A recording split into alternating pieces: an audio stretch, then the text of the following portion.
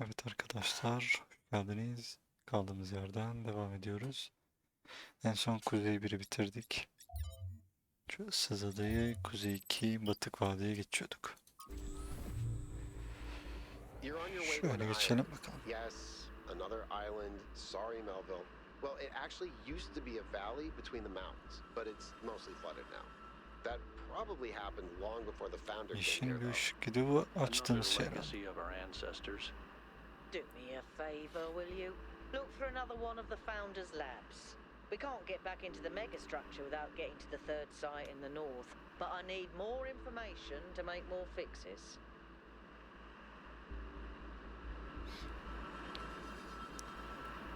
Mega yapının kuzeyinde de muhtemelen şey var.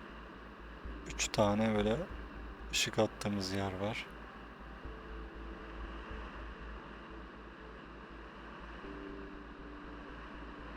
Her yönünde 3'er tane var diye düşünüyorum. Her açtığımızda mega yapıda farklı bir bölge açıyor olabilir. Bir şey yapıyor olabilir.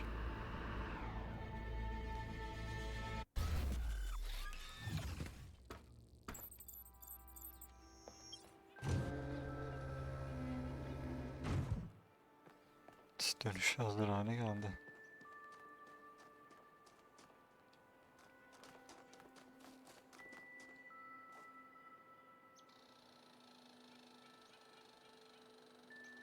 Üç tane nokta var.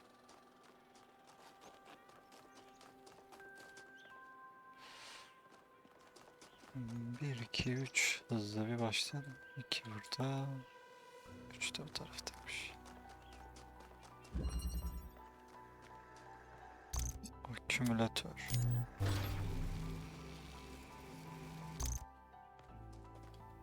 Şimdi bu bir süre kırmızı şey mi sağlayacak?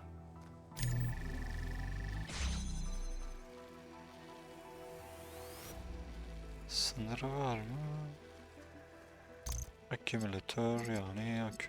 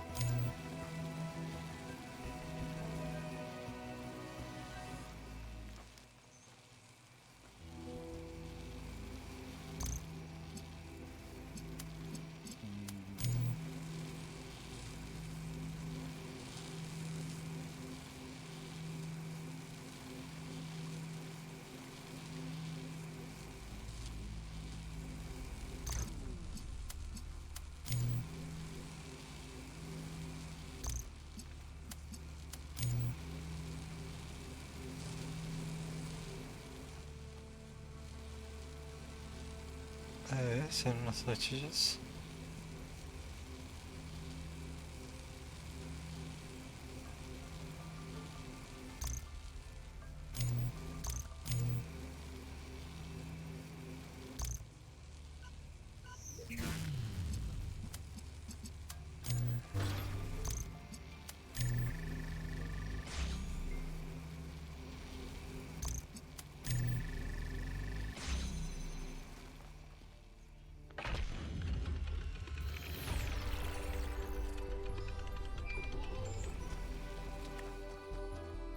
In the beginning, before we built New Jerusalem, we used to explore just like this.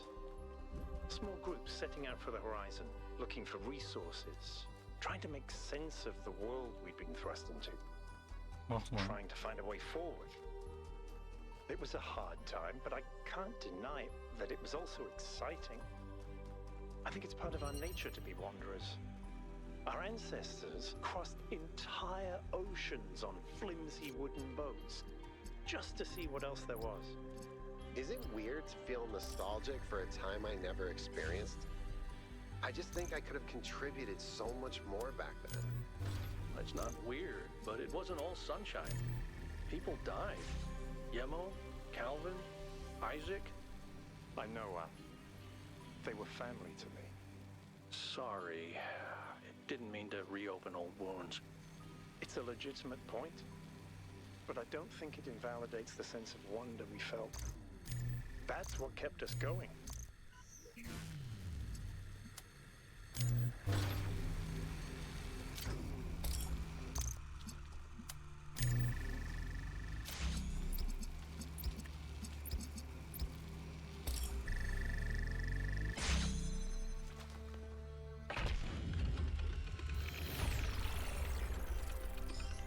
Tam böyle bahsettiği dönem. Orası. Bu da güzel bir oyun olabilirmiş. Yeni Kudüs yok. Orayı kuracağız. Araştırmalar yapacağız. Çevreyi keşfedeceğiz.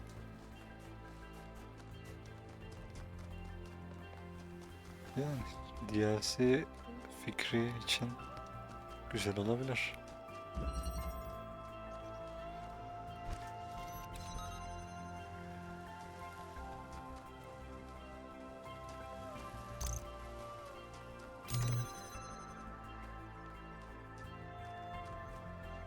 Beni buraya koymak işimize yarar. Şunu şöyle alırsak mesela şuradan ışık alabiliriz.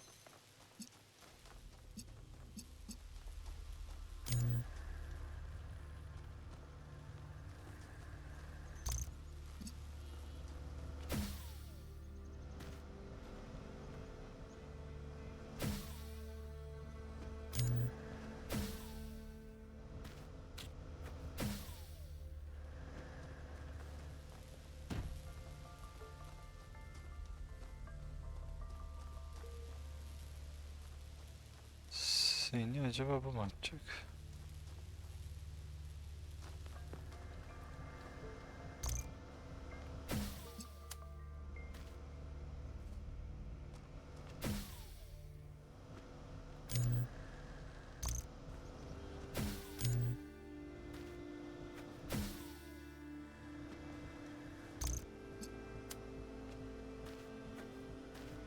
Havada bağlanmıyor, tamam.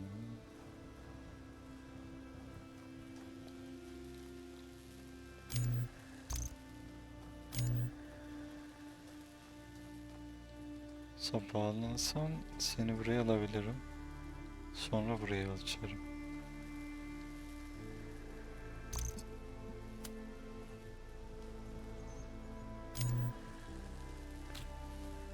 Bakayım.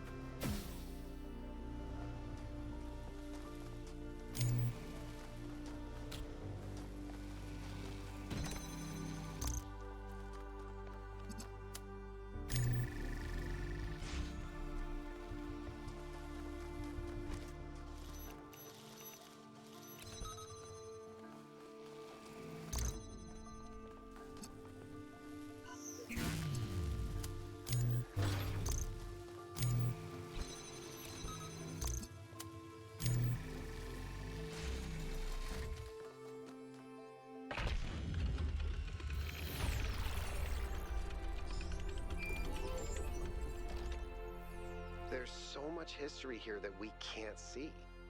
The founder must have walked these paths hundreds of times, maybe thousands. Miranda must have stood right where we're standing. This all looks alien to us, but it must have been familiar to them. If this was their home, where are they now? They must be inside the megastructure, waiting for us to pass the test. It's the only thing that makes sense.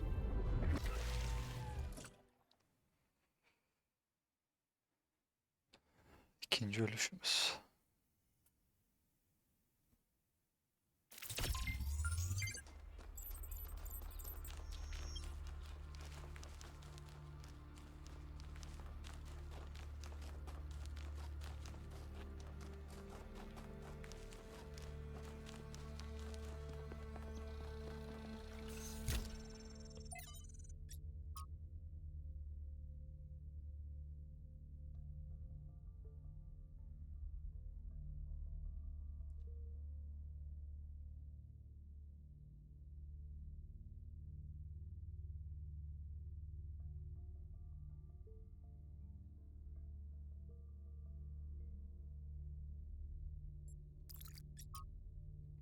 Var.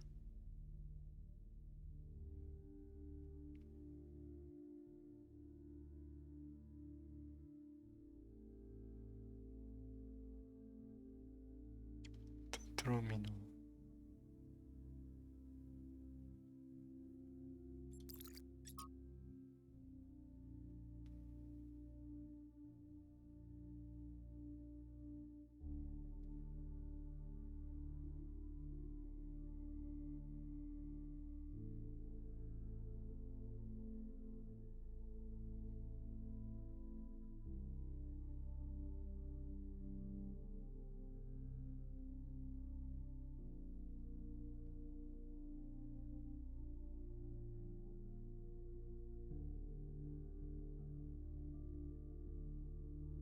Ah lan.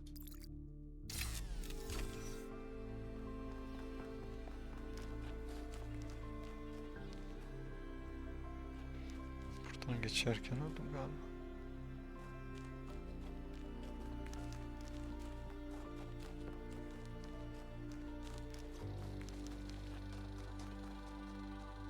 Ya da şu arkaya geçerken.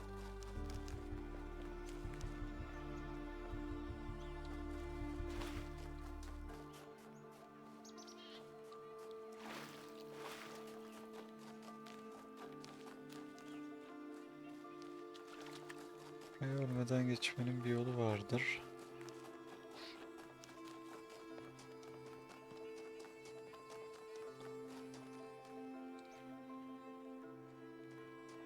Dört, beş, altı, yedi, sekiz hepsi bu taraf.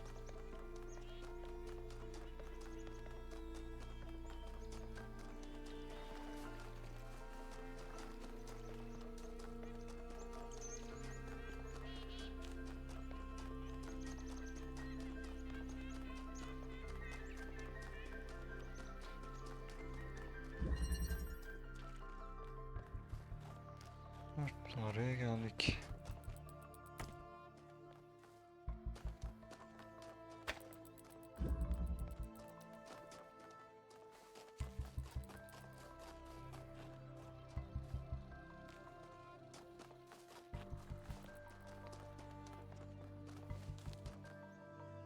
Şuradan alıp burayı açma şeklinde bir şey olabilir.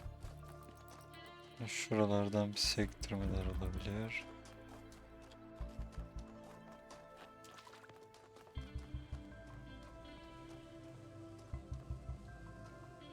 Buraya kırmızı getirirsek bir şeyler açılacak.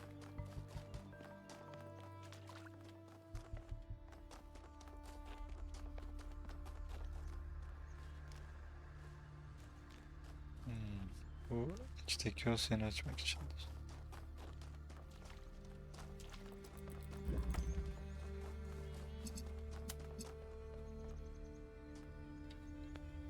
Şöyle bir deneyelim. Sana mavi verirsek.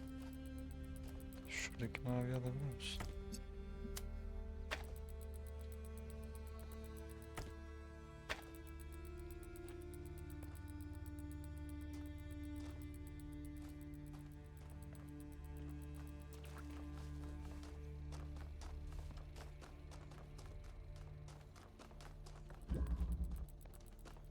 Hani mavi ışık kaynağı yok.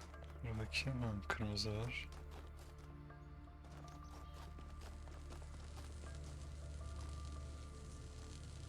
Kırmızı burayı açar. Ama oraya kırmızı verme imkanım yok.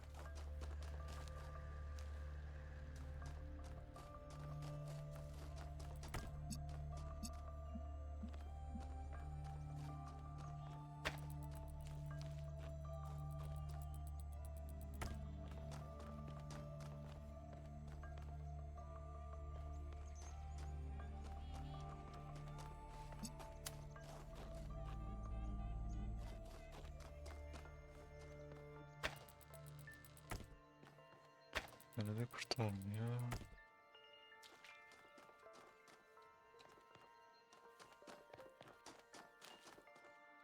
Yani kurtarabileceği açılar çok dar.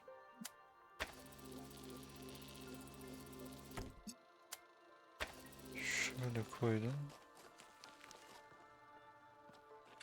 Bir dakika.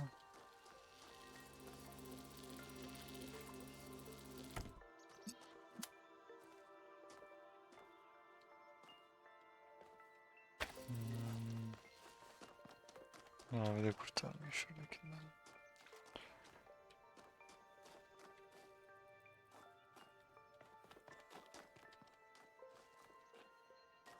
Şuradan vurabiliriz.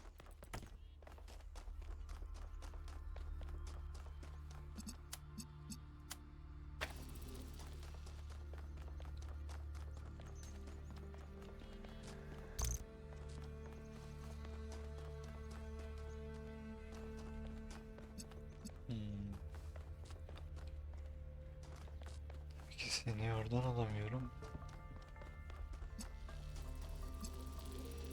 Ama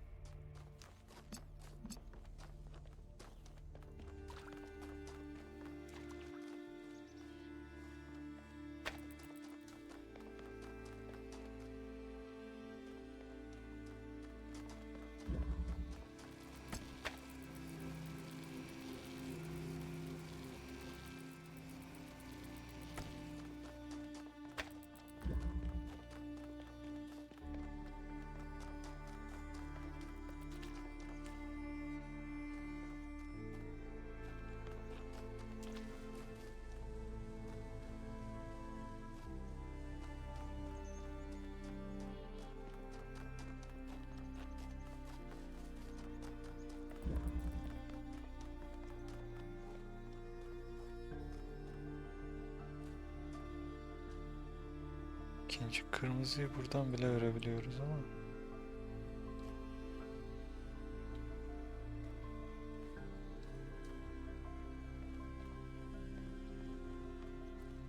mevzu ilk kırmızıda.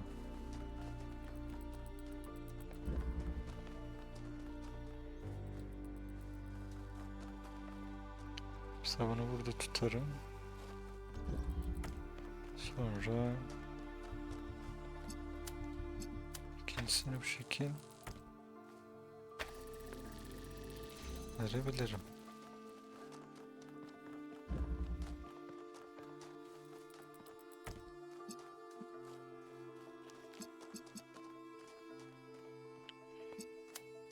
İkini de denk getirebilirim aslında.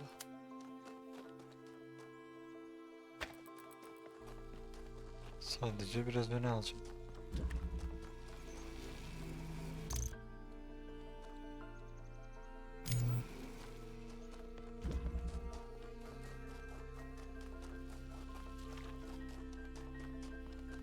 Evet. Birazcık açıları görmek gerekiyor. I'm glad to see all those overloads haven't damaged your logic circuits. Merak etme. Benim mantık devrilerim gayet yerinde.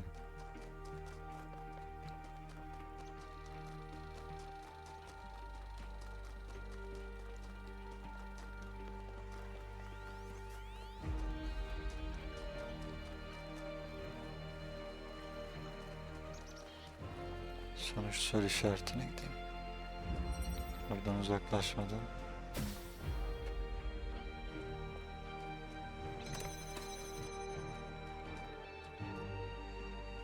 Senin için mavi ışık lazım. Bir tane de buraya bir şey koyacağız.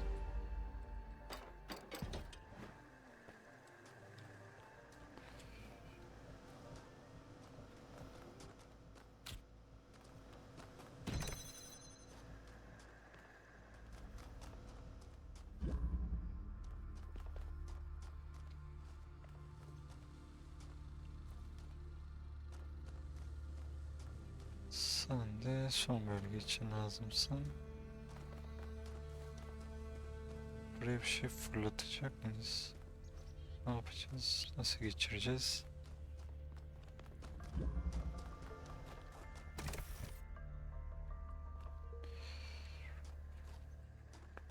Ha, bir dakika, bu şeyden geçiyor. Şuradan ışın geçiyor.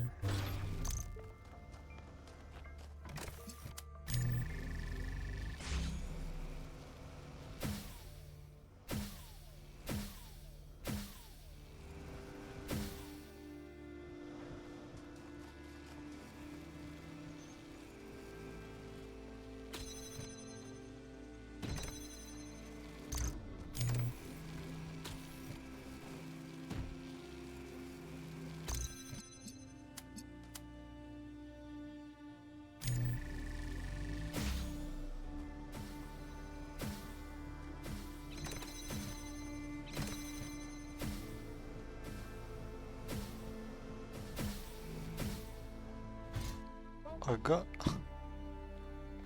halis misin? Ben oraya atlamayacaktım bile. Yorum yok.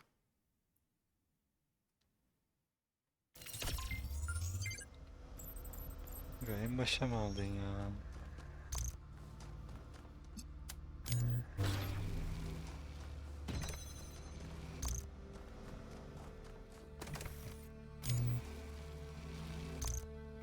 Neyse, sıkıntı yok. Bugün çözüm için resmen speedrun yaptım.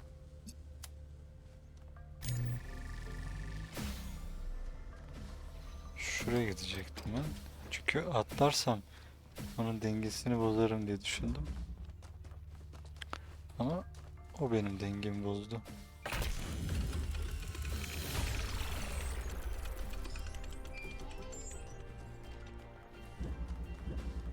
Bayağı saçma sapan bir yere gittim.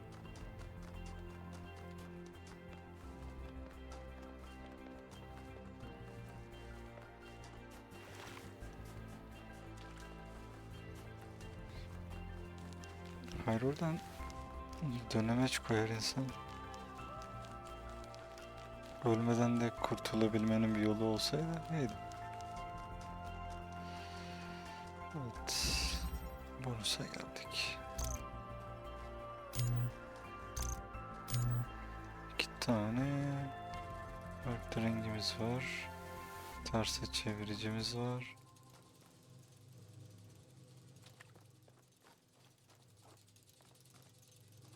Geçmek için 4 tane istiyor. Okey.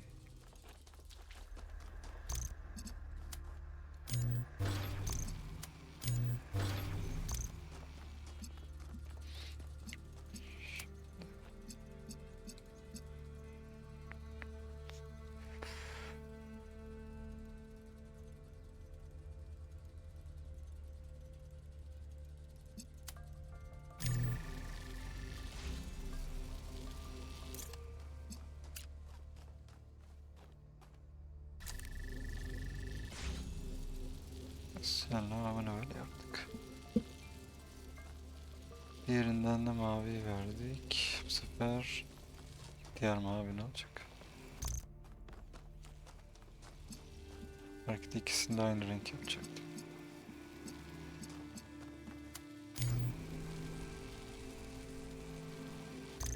İki tane oradan verince saçma.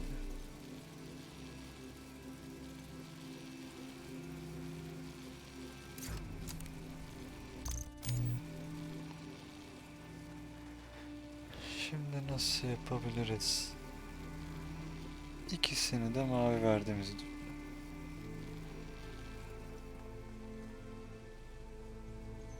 Bak şöyle bir tane mavi, ikisine de yetecek.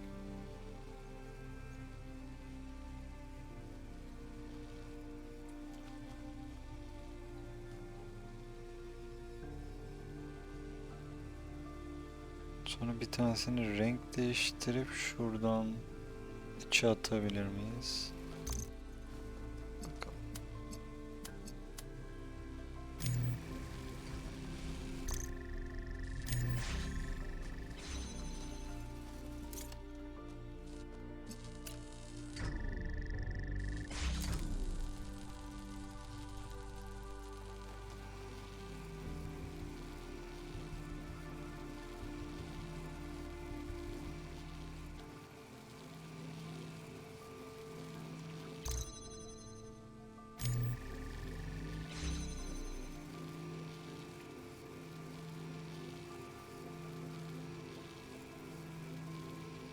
Biraz daha sola kaydırabilirim. Yerimiz var. Evet.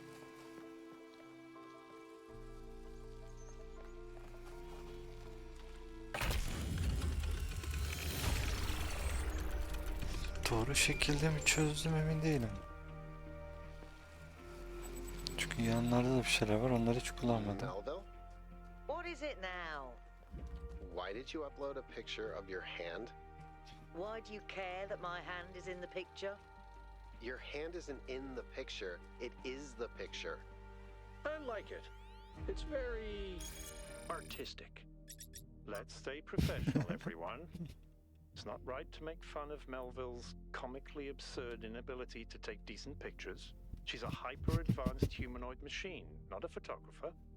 You'll pay for this, Byron.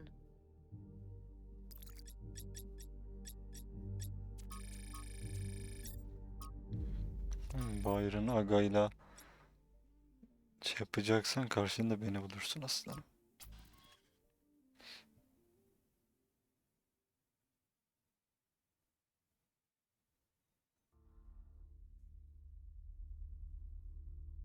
Oo.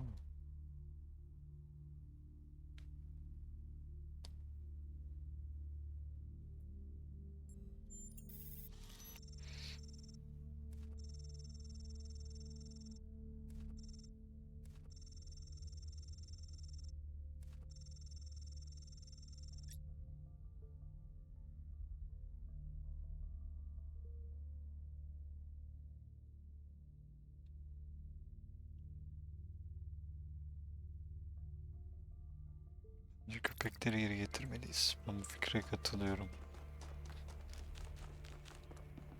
Harcayacağımız kaynak çok büyük değilse buna değer.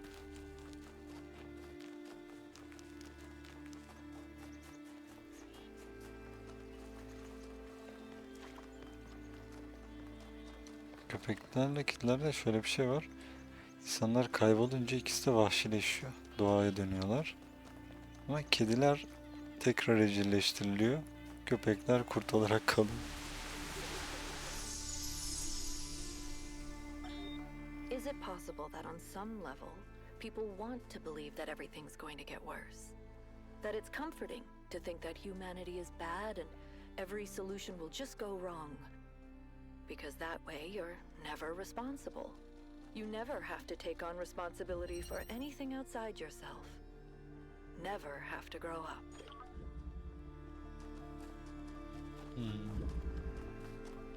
Güzel bir konu.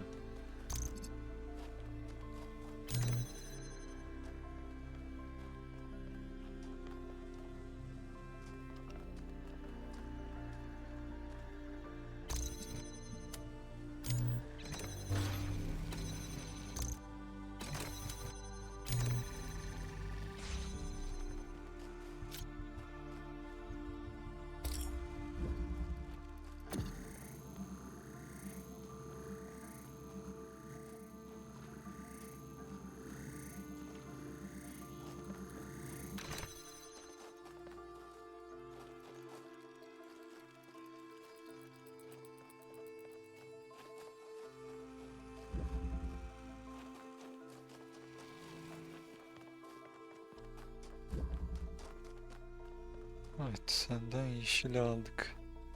Buradan bir yerden vurduk.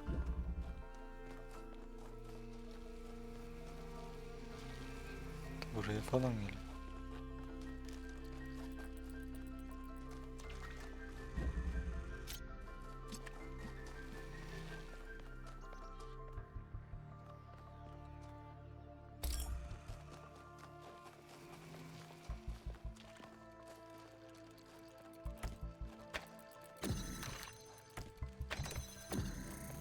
Sen gel bakalım.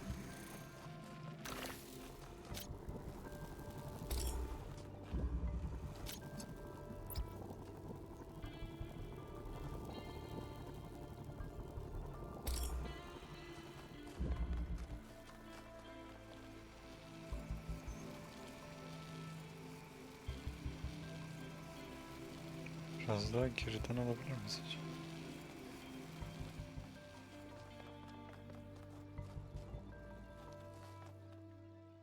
Şu an bir kırmızımız yok.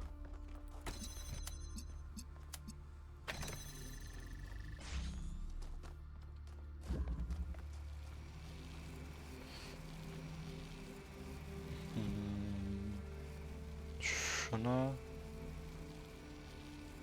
bir de mavi verip kırmızı oluşturabilir miyiz?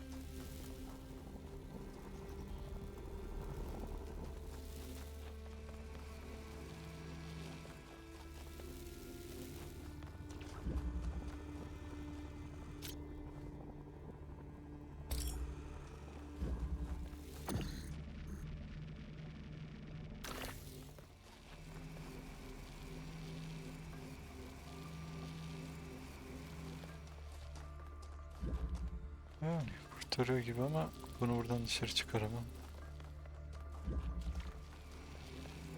Bunu aldığımda burası kapanacak.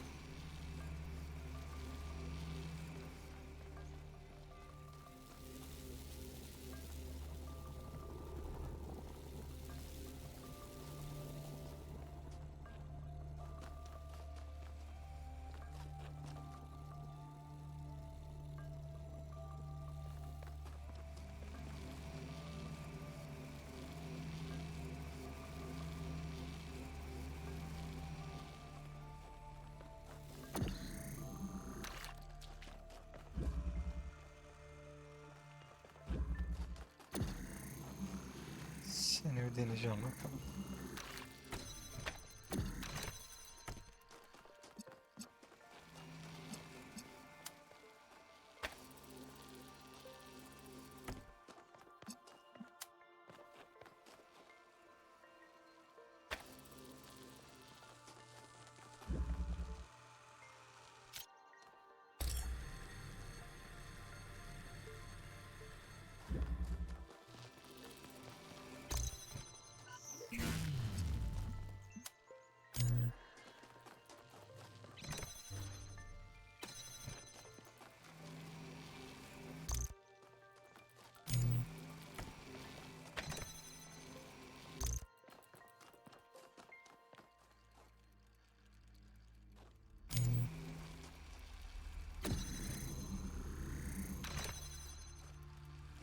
Matkap bu durumda sadece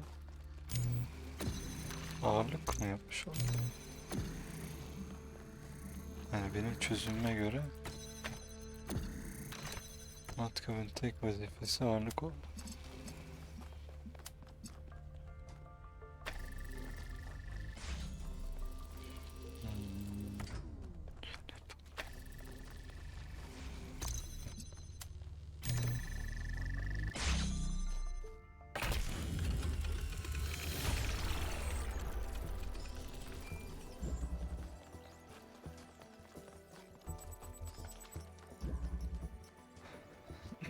Bu 6 mıydı? Evet, 6 bitmiş. 7 ve 8'e gideceğiz ama burada bir soru işareti var.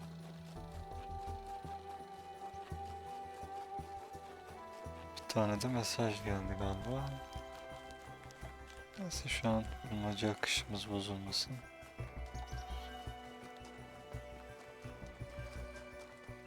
Evet, diğer bonusu da bulduk. Çalışmıyorsa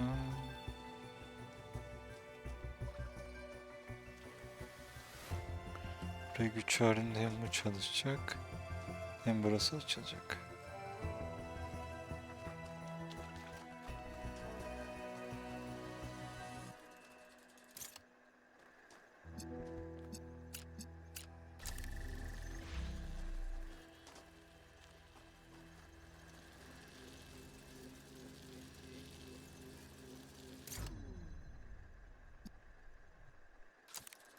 Şimdi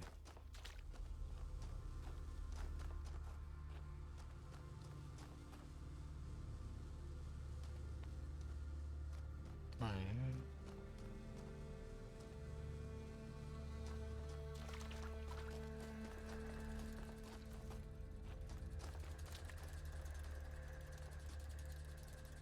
Ben geçtikten sonra çalıştırabilirim onu.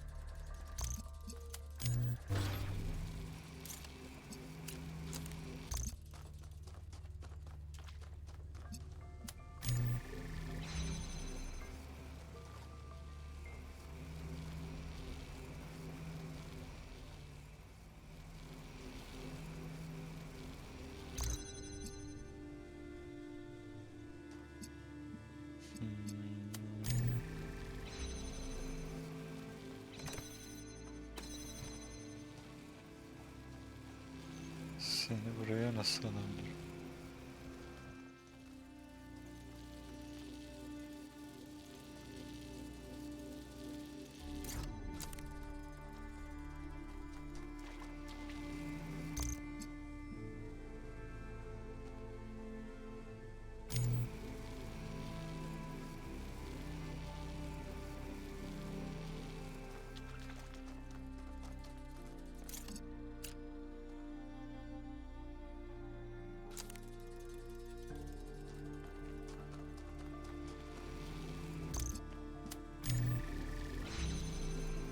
Şimdi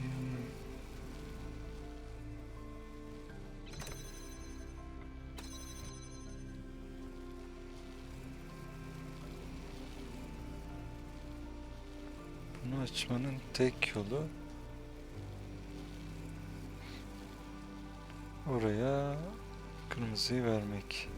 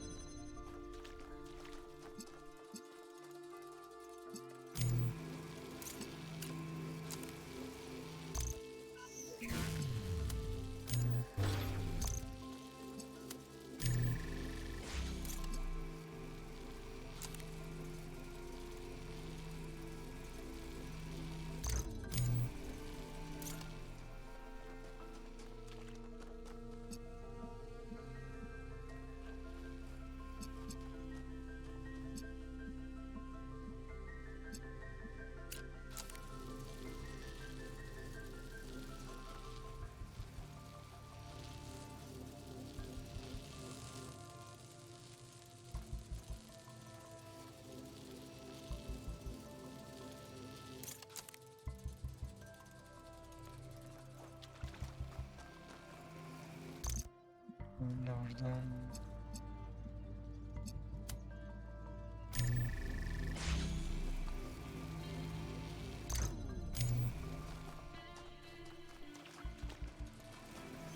bunu buradan alamıyorum.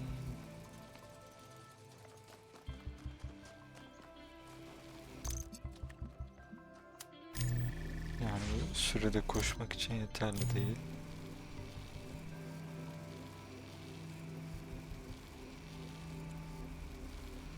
Maviyle doldurup şundan versem bu sefer bu elimde kalıyor. Burayı açtıktan sonra elimin boş olması lazım.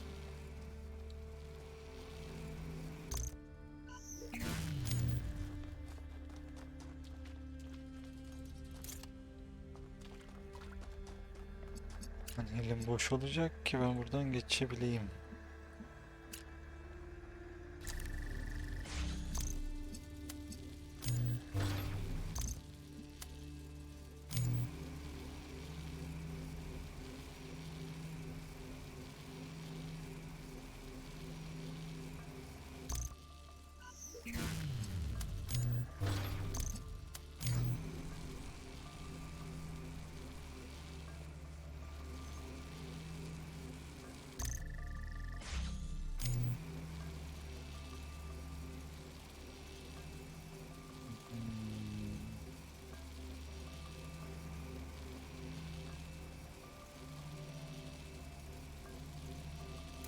Dur bakalım.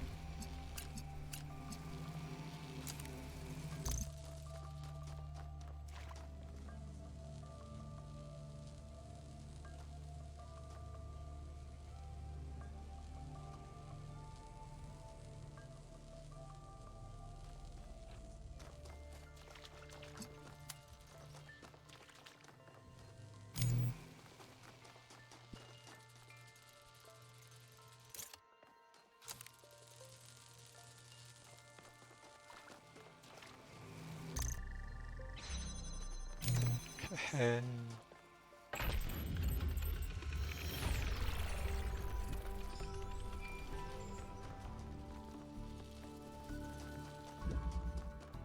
Bazı engelleri avantaja dönüştürmek gerekir. Mesela iki ayrı renk tutmanın yarattığı bir engel vardı. Onu alıp avantaja çevirdim.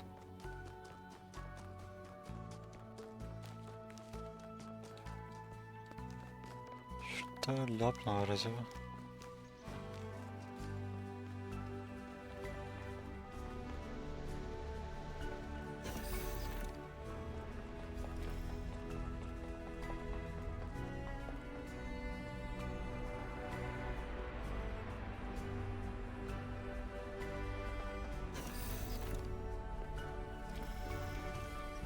This is Oo. where they must have lived. Athena and Miranda. You know, for a moment, I almost expected to find them here. Ah lan. But the only thing that's still functional is the megastructure. I'm sorry. This must be awfully strange for you being thrown into all this history. But that's why I needed you. Because you're not burdened with all these memories and conflicts and regrets weigh on our minds like a nightmare. Our civilization is caught in a loop, 1K. We freed ourselves from the simulation, but now we're trapped again, and it's our own fault. We're afraid of taking responsibility, afraid of growing up. Instead, we make up some capitalized words and build up all these myths around them. Nature, balance, the founder, the goal.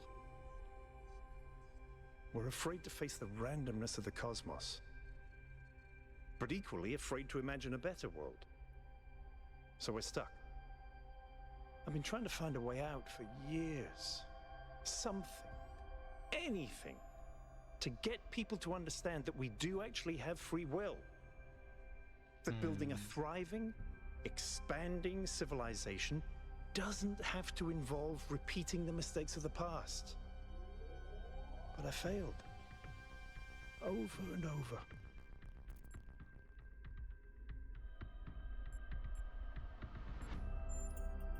Yes.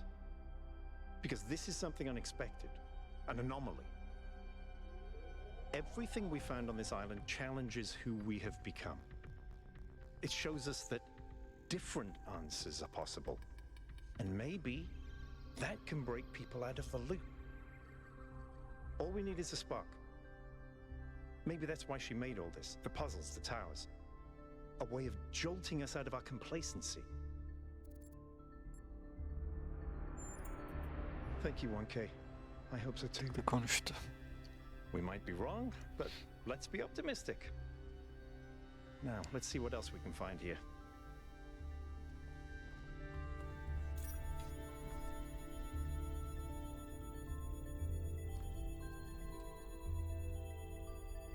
Satranç mı oynadınız lan bu kadar şeyin içinde? Bari satranç 2 falan yapsaydınız. Dümdüz eski dünya satrancı. Ben buradan geldim sanki. Grup araması. Melville, eyes on 1K stream. Is this thing what I think it is? Blow my fuse box. It sure looks that way. Best not touch it until I get there.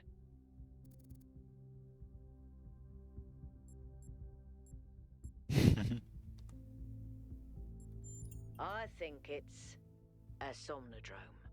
It's a sort of analytics tool for processing mental data that Melampus streamed up. But all he ever did was sketch out the theory. As far as I'm aware, he never actually built one. Looks like the founder gave it a go.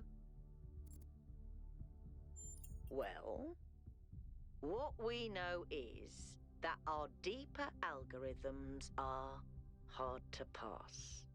Melampus stipulated that the computational power to interpret them in real time would always be beyond us. But in theory, the Somnodrome would interpret that data and loop it directly to our senses. People were hoping to find answers to the big questions by having a conversation with our own subconscious. If you ask me, it's solipsistic at best, and pseudoscience regardless. That may be. But if the founder figured it out, then that device could be an extremely important discovery. I would advise against it. You may have survived all those data stream overloads, but interface with that thing and you're liable to get bricked. Not to mention risking the data we could get from it. Sounds like a plan. Melville, I'm shutting this thing down until you can get here. 1K, get on with exploring the rest of the lab. Ooh.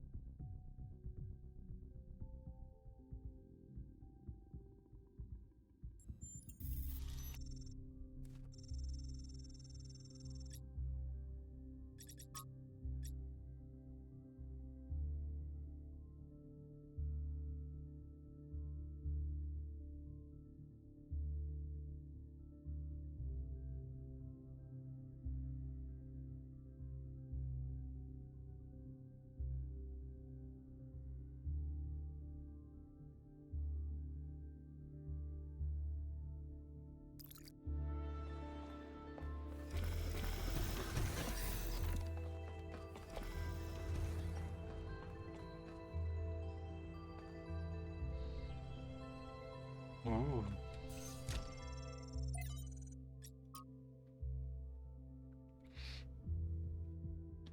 Tekla.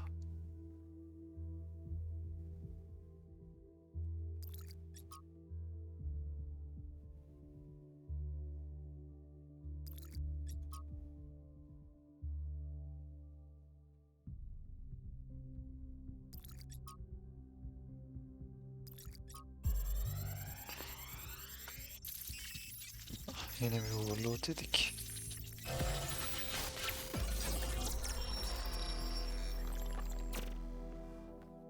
The singularity sustained itself longer this time. Did we get the data? We did. I think we just obsoleted quantum physics. Maybe. Let's not get ahead of ourselves. We need to be able to replicate these results. You know, I've been wondering. You told me that in the simulation, one thing that kept you motivated was looking for answers. Do you think that with the work we're doing, we'll ever run out of questions to ask? I don't think so. Trying to understand the universe means asking the same question over and over. How? How do you make fire? How do earthquakes happen? How does gravity work? How do particles behave? You keep digging deeper, finding another set of mechanisms, another set of hows. Step by step, you demystify reality. But then, if you keep doing it long enough, one day, you run out. You've answered all the hows. You know how the universe works. So, now what? Now you ask why? Isn't that the next step? It's not quite that easy. The question of why cannot be answered. Even if it could, it would only be followed by another why. At some point, you have to accept that it all just exists. But there is another set of questions. What's next? You've stripped away the layers of mystery, you've laid bare the machinery. Now you have to start building, to add your own layers of meaning. Kuyucunun görünümü farklı. Ama Miranda bizim karakterlere daha yakın. Are you Ben okay? korktum. You overloaded again. Yes, I saw. It came through on your stream. Strange to hear her voice again. But that was her. The way I remember her. The real Athena. Not this imaginary founder. I'd like to think I knew her well. There was just a handful of us in those days. Small family in the ruins of a dead civilization. It was hard. Harder than anyone else can possibly imagine. We had nothing except what Alexandra Drennan and the Institute had left us. Now that everyone lives in civilization, they don't understand how necessary it was for us to build that civilization. They can fantasize about living in balance, limiting growth, retreating behind our walls. They don't understand what it really means to live in the wilderness. How close we came to not making it. How many people we lost. Yema was just the first. But Athena understood. She believed in humanity. She believed in us. In the inherent value of consciousness. Her dreams were so much bigger. She wanted us to reclaim the earth, to reach for the stars, to build and grow and learn.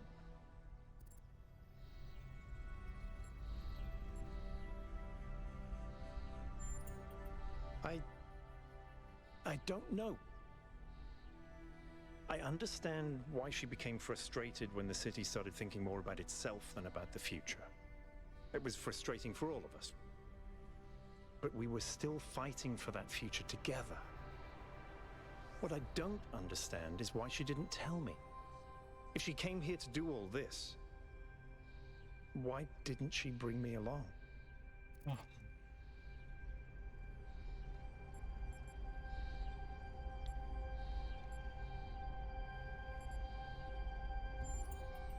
She did. She must have. I just don't understand. But if all this is a test, maybe there's an answer waiting for us in the megastructure. var mıdır? Speaking of which, let's get back to exploring. Melville should have reconnected the next station by now.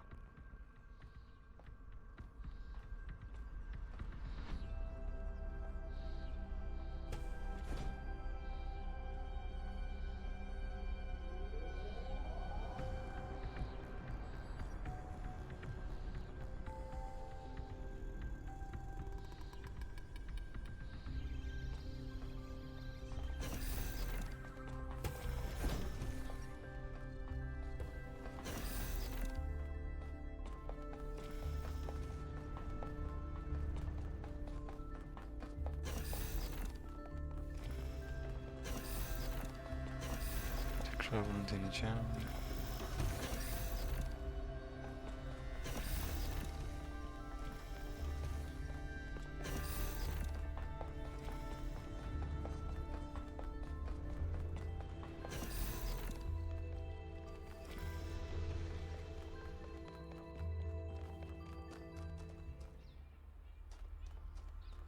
Buraya gir. Burayı bitirdik mi? Yok, 7-8 var daha. Bir de yıldızlar kaldı. 7 bu tarafta.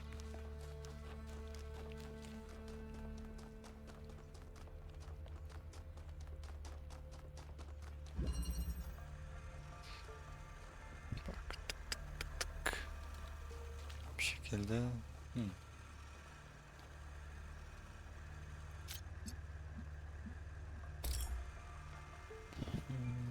şimdi o düşen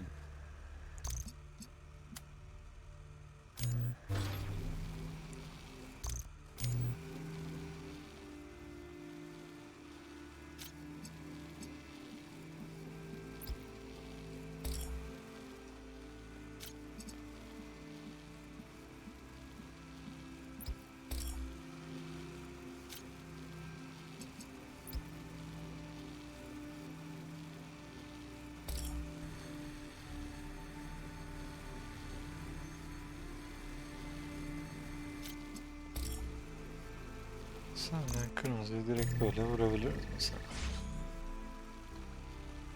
Bu bir seçenektir bizim için.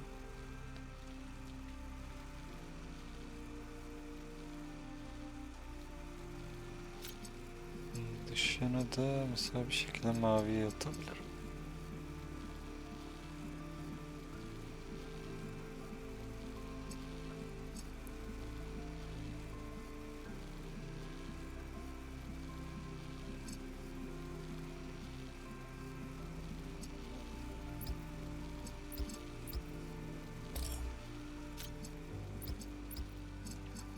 Sana yeşili veririm.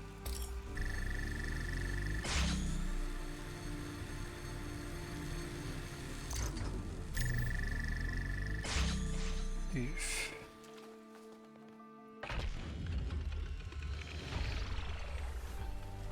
Bulmaca fena. Congratulations. That one looked difficult. Yok be. Nesi zor.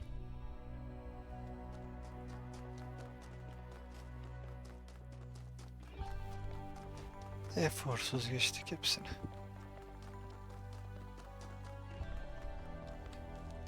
Sekiz numara. Unutma. Peki.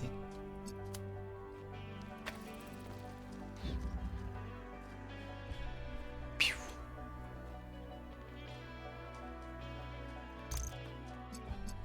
Bunu kırmızıyı yükleyebilirim. Ama buradan karşıya atamam.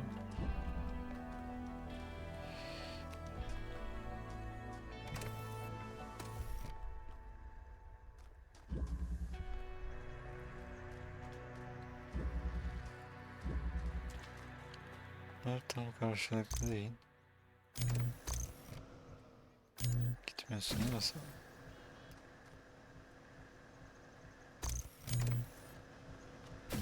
Beni atsan ne yarıyor? Bir işe yaramıyor.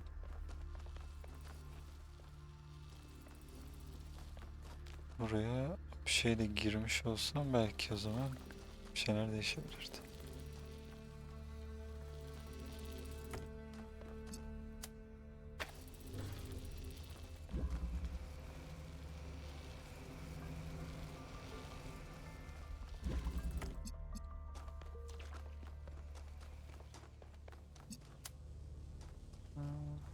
Girdikten sonra sana ihtiyaç olabilir.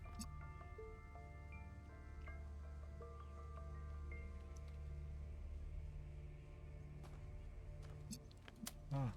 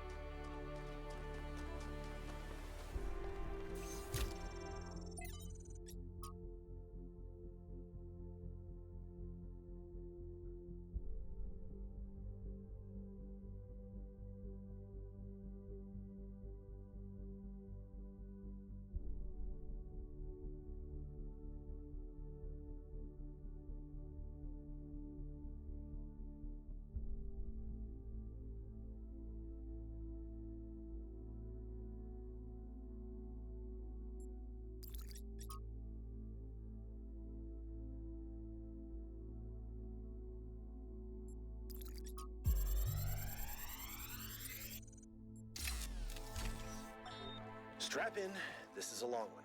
You may have heard the story of the carpenter who died to redeem humanity's sins. It's a powerful story, bittersweet, very human, and I just want to tell you that it's true. He was a real person, and his name was John. John Carpenter. He was born in the year 1948, and he was the coolest filmmaker to ever walk the earth. From Halloween to The Thing to They Live, the totally underrated In the Mouth of Madness, mind you, he just made classic after classic. All of his movies, really fun, really atmospheric, but also really smart. Even when they were goofy, most directors would kill to have made just one of those movies. And what did he get for it? A big, fat truckload of nothing. Well, less than nothing. The studios, the critics, even the fans, they hated him. The Thing, okay, for example, which is about as perfect a movie as you can make, completely torn to shreds. And his career never really recovered. Every movie after that was a struggle, and after a while, he just got tired of it and quit. He only really came back to movies in his 70s. How many works of genius did we never get because of that? Look, I have a point here. People like Carpenter, people like Alex, they're not always appreciated in their own time. If you just do what's popular, you might never create anything important. Of course, we admire people who did the right thing, who didn't conform, but we only ever admire them after the fact. What matters is to support people when it's difficult. Okay.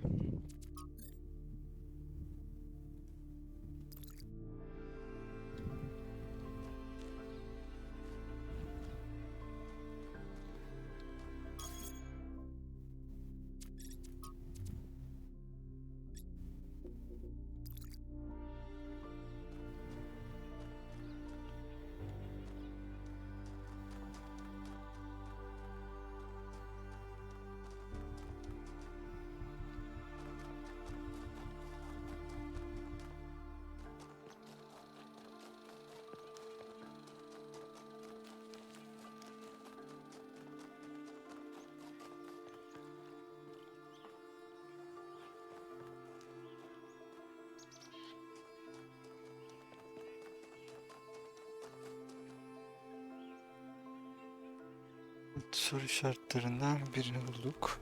Yani yıldızlardan ötekini bulamadık. Şimdi haritada bir yer.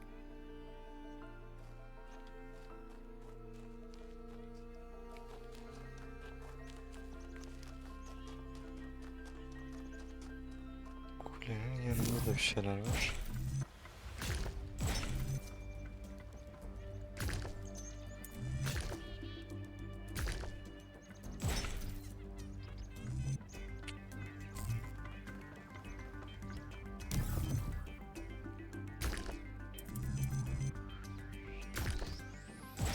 Onunla başlayalım. Düzele düzele gidelim.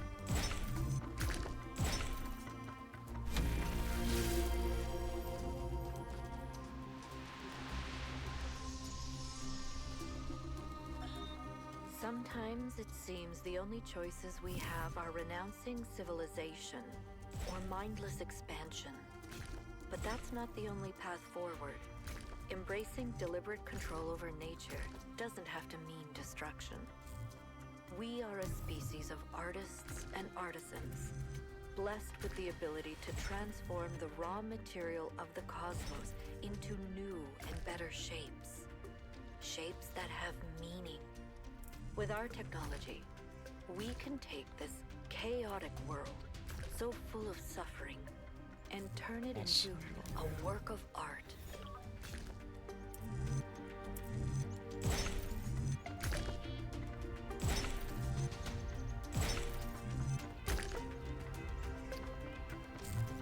Tamam.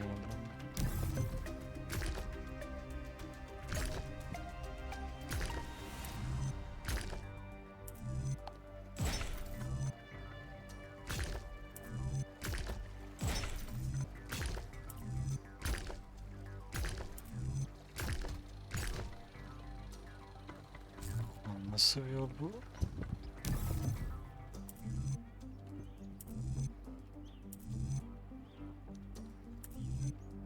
parça yamuk gidiyor, bu parça yamuk gidiyor. Sabuna koyduk.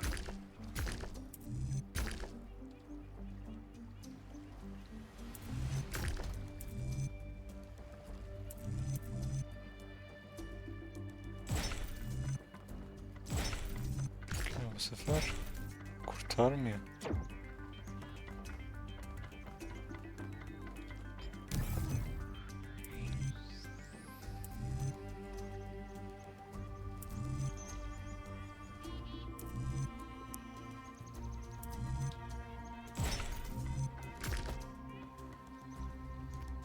Dışa döndürüyor. Ne yapsak? Heh.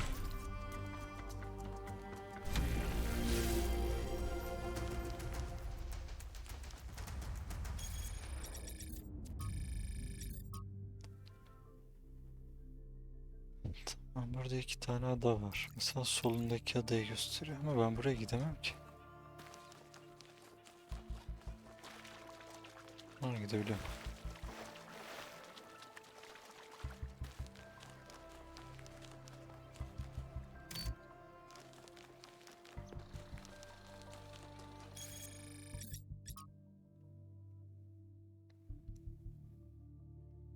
Adanın karşısında bir yer daha var.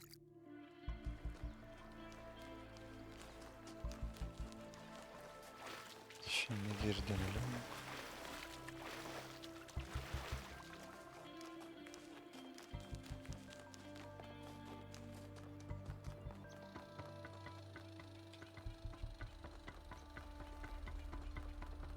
Burası ufak ada.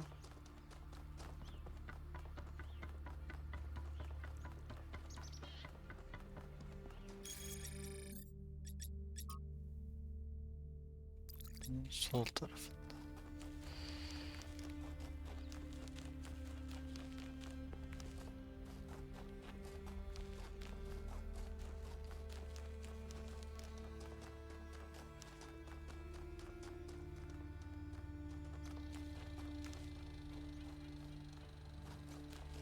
Buralarda bir yerde olabilir.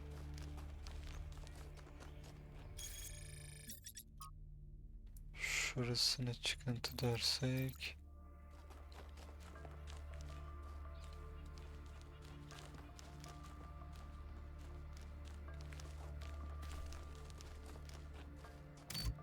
Evet, seni de bulduk. Diğer için sağdan gideceğim. Şurada bir geçit mi var? Bana böyle geldi. Ya da burada bir geçit var.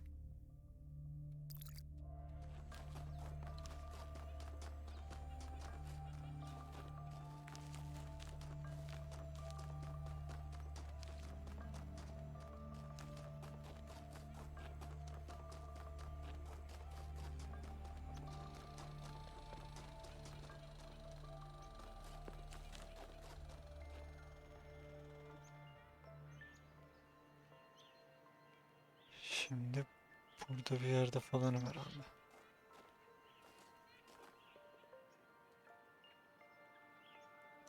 Bunu aldık. Şurada bir kare varmış.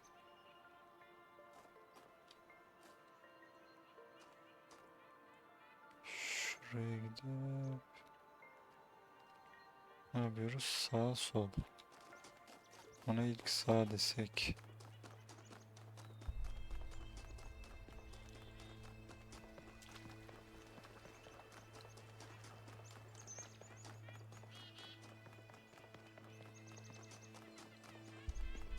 Daha sol kısım olsa.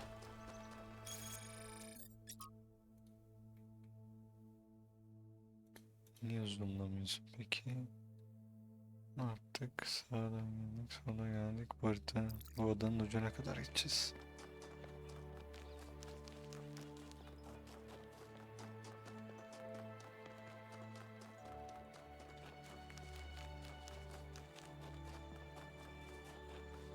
Orada da bir konsolumuz varmış.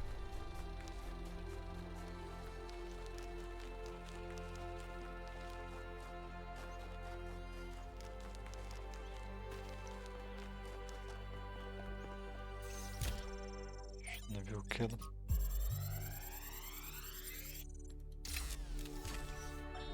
One of the most foolish illusions that commonly persist is that nature is a victim and humanity is a perpetrator. This can only be. One of the most foolish illusions that commonly persist is that nature is a victim and humanity is a perpetrator.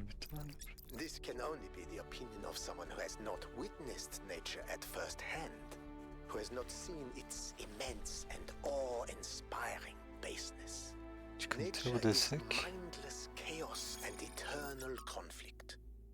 A system of predation and consumption whose perfect cruelty can only induce a terrified and unwilling admiration. Nature is our most powerful and least honorable enemy. A beast that consumed every last one of our ancestors and will consume us just as quickly if we are not successful in our struggle with it.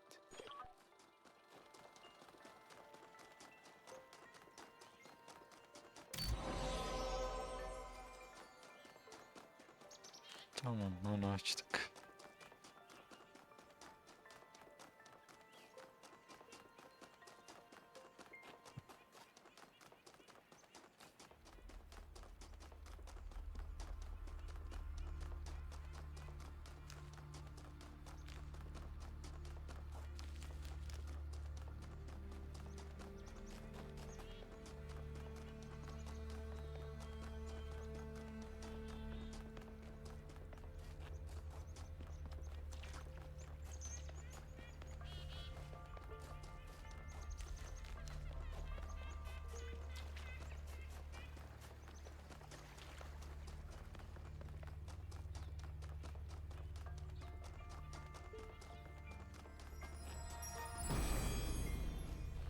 Buradaki ateşi olmadık. None may know what came first, error or sin, and yet every choice depends on it.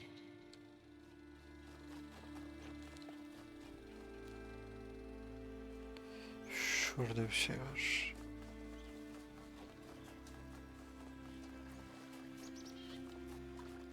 Buraya buradan bir yol gider mi?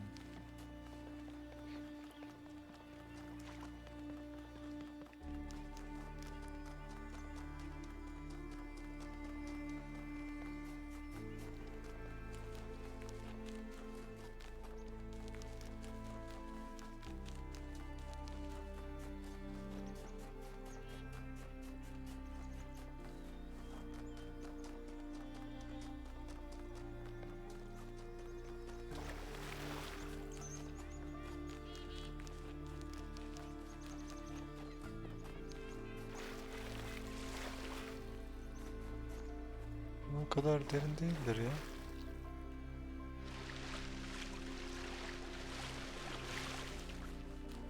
Hiç derin değilmiş.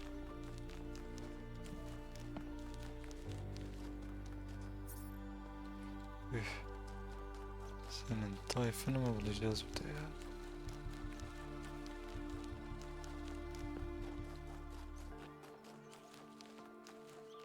Hani bir yerde de görmedim ben onu.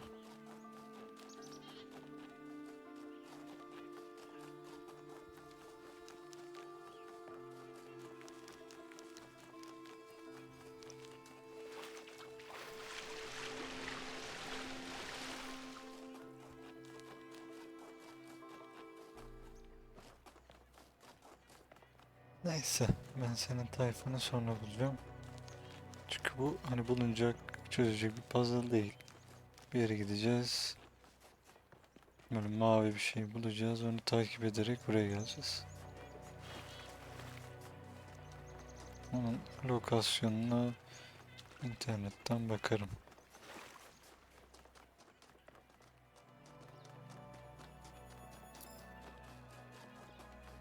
Bulmaca olarak saymadığım için bakmakta sıkıntı görmüyorum.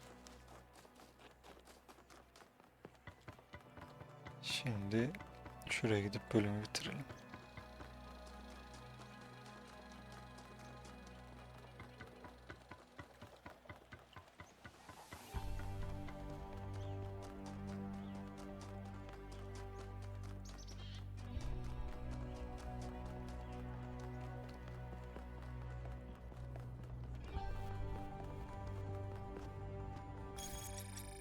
Şu an ne durumdayız? Bir tane yıldız kaldı sadece. O da dediğim gibi takip şeyi.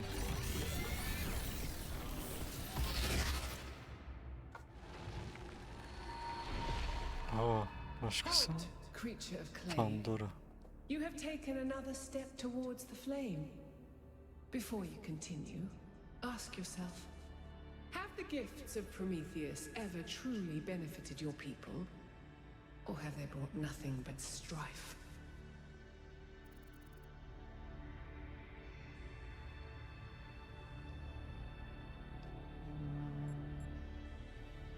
İhsanları.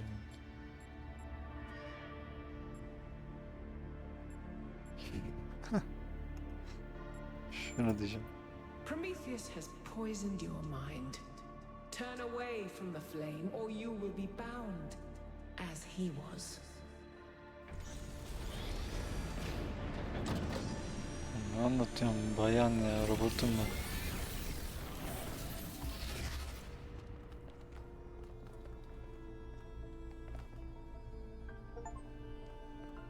I've been thinking. There's 3 towers per cardinal direction and 3 entities. You'd think it would be symmetrically arranged. 1 tower per entity, right? But we haven't seen Prometheus at all. We're built to find patterns. Maybe we're trying to find patterns where there aren't any.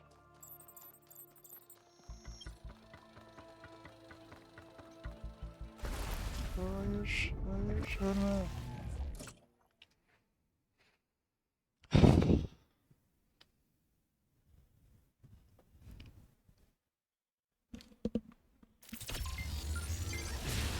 Bulmacaları çözsen de bölümden kaçamıyorsun.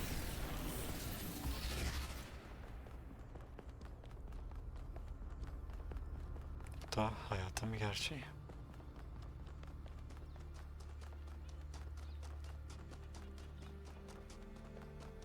Bu oyundaki en büyük düşman su.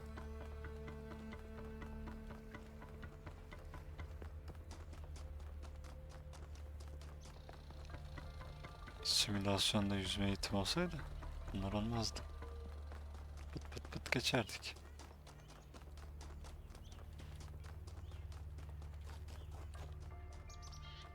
Şimdi bu bölümde bulunacak bir tane ateş var. Bir tane de yıldızlı şeyin konumu kaldı. Onları bir sonraki bölümde bulacağız. Daha doğrusu onları ben bölümü kapattıktan sonra bulacağım. Bir sonraki bölümde bir sonraki alana geçeceğiz. Hani bulma şeyleri boşa zaman harcamasın diye videoda bulmak istemedim. O zaman buraya kadar izleyen varsa teşekkürler. Ve bir sonraki bölümde görüşmek üzere. Kendinize çok iyi bakın.